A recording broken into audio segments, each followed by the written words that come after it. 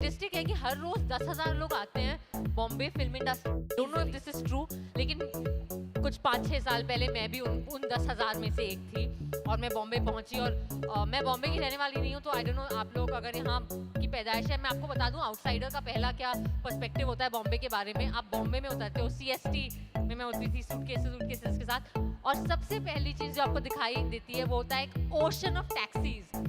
सब जगह सिर्फ काली पीली। So that was my first image of Bombay.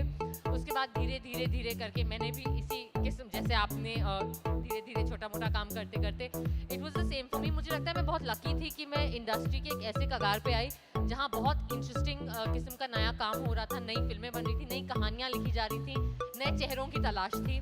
तो रियली मैंने ऑडिशन वाले रूट से मैं ऊपर आई हूँ धीरे कर। बतौर actor and artist I think कि हर आर्टिस्ट का अपना एक रियाज होता है जिससे वो अपने आर्ट को अप टू डेट रखता है, फ्रेश रखता है एंड अपने आप को कॉन्स्टेंटली ट्रेन करता है एंड कॉन्स्टेंटली ग्रो करते रहता है।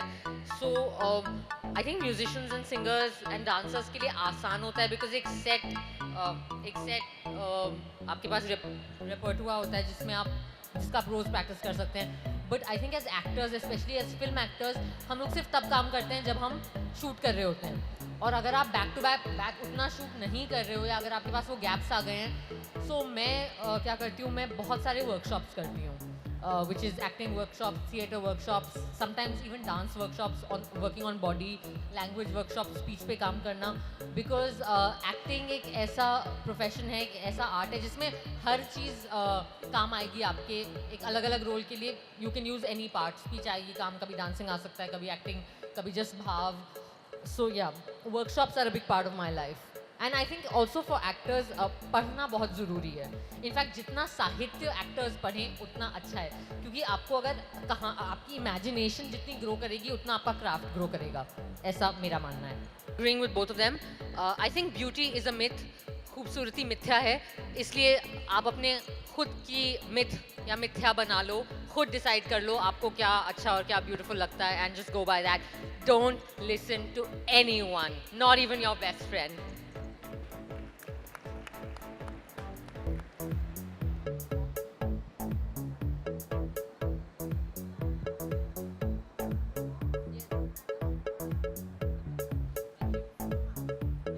One second before my women go, I think सब लोग आजकल योगा बोल रहे हैं ना, मैं योगा कर बहुत बेहतरीन रहा मेरा एक्सपीरियंस। और सबसे पहले तो मैं ये करियर कनेक्ट की पूरी टीम को मुबारकबाद पेश करना चाहूँगी।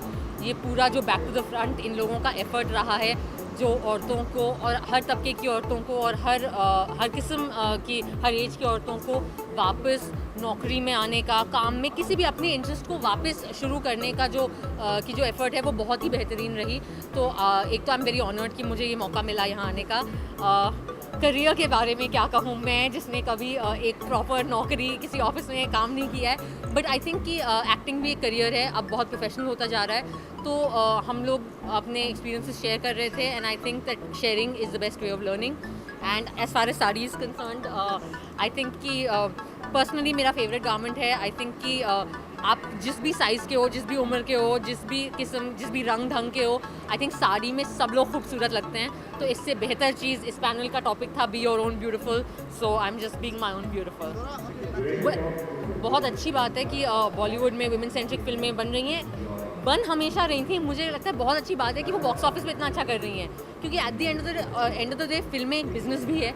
जब तक फिल्में पैसा नहीं कमाएंगी तब तक वही फिल्में ज़्यादा नहीं बनेंगी। तो आई थिंक बहुत बेहतरीन बात है कि फाइनली ये मिथ टूट गया है कि लोगों को औरतों की कहानी नहीं सुननी है। आई थिंक ये कमाल की बात है कि पीकू, मर्दानी, NH10, तनु एजमानू रिटर्न्स, ये सारी क्वीन, ये सारी बॉक्स ऑफिस पे इतनी ब्लॉकबस्टर रही, ये बहुत बेहतरीन बात है।